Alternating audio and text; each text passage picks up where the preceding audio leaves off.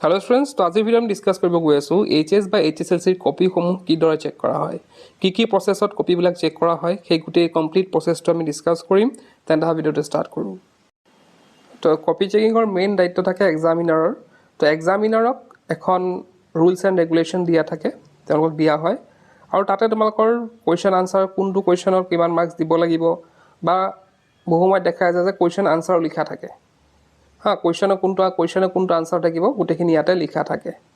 লং question হওক, short question হওক, গোটেইখিনি লিখা থাকে আৰু সেইটোও লিখা থাকে যে তেওঁলোকে নিজে চাব পাৰে।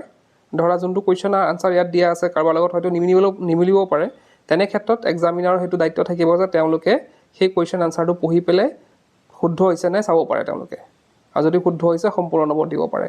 লগতে ইয়াতে ধৰা কোনোবা এনেকুৱা হ'ব পাৰে যে কোনোবা কুৱেশ্যন আউট অফ চিলেবাছ আহিছে, সেই নম্বৰত দিয়াৰ কথা ইয়াত লিখা থাকে, বা কোনো কুৱেশ্যন ভুলকৈ আহিছে তো সেইখিনিও ইয়াতে নম্বৰ দিব লাগে, কোনখিনি দিব লাগে, কিমানখিনি লিখিলে কিমান নম্বৰ দিব লাগে, সেই গোটেইখিনি ডিটেইলছত এইখন ৰুলছ এণ্ড ৰেগুলেশ্যন দিয়া হয়। আৰু তেওঁলোকে কি কৰে, প্ৰথমতে এই ৰুলছ এণ্ড ৰেগুলেশ্যনছখিনি পঢ়ি তাৰপিছত তেওঁলোকে কপি চেক কৰা ষ্টাৰ্ট কৰে। তো এক্সামিনাৰে নিজৰ মতে তেওঁলোকে বহীখন চেক কৰে আৰু চেকিং কৰাৰ পিছতে বেলেগ এটা প্ৰচেছ ষ্টাৰ্ট হয়। তো এক্সামিনাৰ বহীখন চোৱাৰ পিছতে সেই বহীখন আকৌ স্ক্ৰুটিনাইজাৰে চায়। তো তাতে তেওঁ কি কৰিব, তেওঁ বহীত তেওঁৰ কিছুমান ৰুল থাকে আৰু তেওঁ কুৱেশ্যন এনচাৰ নাচায়। কুৱেশ্যন এনচাৰখিনি শুদ্ধ হৈছে নাই সেইখিনি চোৱা দায়িত্ব কমপ্লিটলি আমাৰ এক্সামিনাৰৰ হাতত।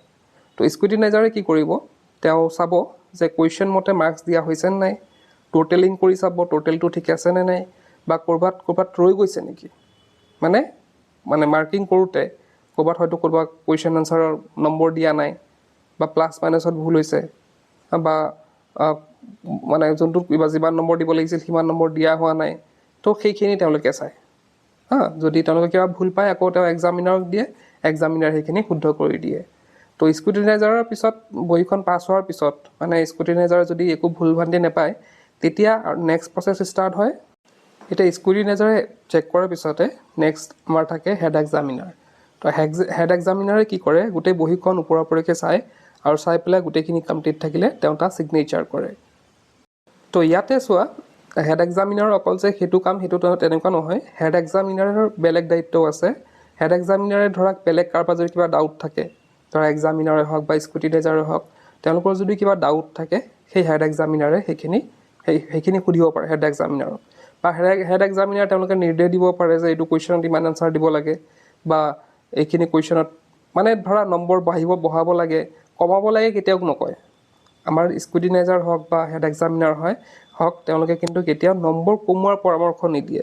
কোনোবা হয়তো ছাত্ৰ এজনে 28 পাইছে, তেওঁলোকক কিদৰে পাছ কৰাব পাৰি, বা কোনোবা এজনে হয়তো লেটাৰ পাবলৈ 1 নম্বৰ বা 2 নম্বৰ কমি আছে, তো সেইখিনি কেনেকৈ দিব পাৰি। তো তেনেকুৱা এডভাইচবিলাক কি কৰে আমাৰ হেড এক্সামিনাৰে দিয়া দেখা যায়। তো তেওঁলোকে সেইটো তোমালোকৰ মিছা হেৰিত নাথাকিবা যে তেওঁলোকে নম্বৰ কমাই দিব নেকি। স্ক্ৰুটিনাইজাৰে সদায় কি কৰে, স্ক্ৰুটিনাইজাৰৰ কথা কৈছোঁ, যে তেওঁলোকে যেতিয়া নম্বৰবিলাক হিচাপ কৰে ক'ৰবাত কমিছে নেকি সেইটো চায়। ক'ৰবাত কমিছে নেকি সেইটো চাই, কমিলে বঢ়াই দিবলৈ দিয়ে।